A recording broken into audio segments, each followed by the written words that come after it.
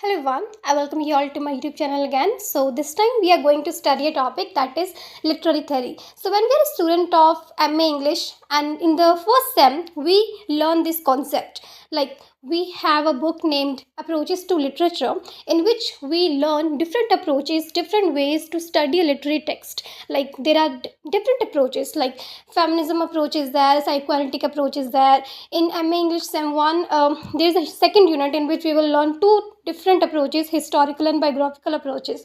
So basically many approaches are there. So some are in our first sem, some are in our second sem. So this time I'm going to study the whole. Like in this video we will study how many types of literary theory are present in our approaches to literature. So let's study. Okay, so first let's understand what is the meaning of literary theory. What is it and why we are studying it? Then literary theory is the study of the different ways we can read, understand, and interpret literature. It gives us tools, methods, and ideas to explore what a text means, how it is written, what it tells us about society. Okay, let me explain in simple words कि आखिर ये क्या है. देखिए, हम ना जब भी अप्रोचेस टू लिटरेचर में क्या होता है कि उसमें जब हम किसी लिटरेरी वर्क यानी कि वो एक पोइम हो सकती है, वो एक नॉवल हो सकता है, एक पोइम, एक नॉवल, एक ऐसे, कोई भी ड्रामा, कोई प्ले है ना, कोई वर्क है, लिटरेरी वर्क है, उसको आपने एनालाइज करना है. मान लीजिए आप एक क्रिटिक हैं और आपने उसको एनालाइज करना है, आपने उसके मेरिट्स, डीमेरिट्स बताने हैं, आपने ये बताना है कि ये वर्क कितना अच्छा लिखा हुआ है, कि मतलब इसमें क्या प्रॉब्लम्स हैं या क्या इसके सबसे बेस्ट पार्ट क्या है इसका. आपको एक चाहिए ना, आपको एक एनालिसिस चाहिए, आपको एक लेंस चाहिए जिसके बेस पे आप उसको एनालाइज करोगे. अब कैसे एनालाइज करोगे?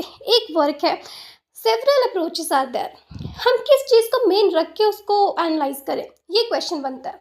कि मान लीजिए मेरे पास एक वर्क है चार्ल्स डिकन्स का हार्ड टाइम्स. अब मुझे उसको स्टडी करना है, तो मैं कैसे स्टडी करूं? क्या मैं उसको स्टडी करते समय, या मान लीजिए एक वर्क हार्ड टाइम्स है, एक पोइम टू हिज कोइमिस्ट्रेस है, मुझे इन दोनों को कंपेयर करना है, तो मैं पहले ये डिसाइड करूँगी ना कि मैं किन बेसिस पे इनको कंपेयर करूँ. कि मतलब एक वर्क है, दोनों बहुत ही अलग वर्क है, एक नॉवल है, एक पोइम है, ठीक है.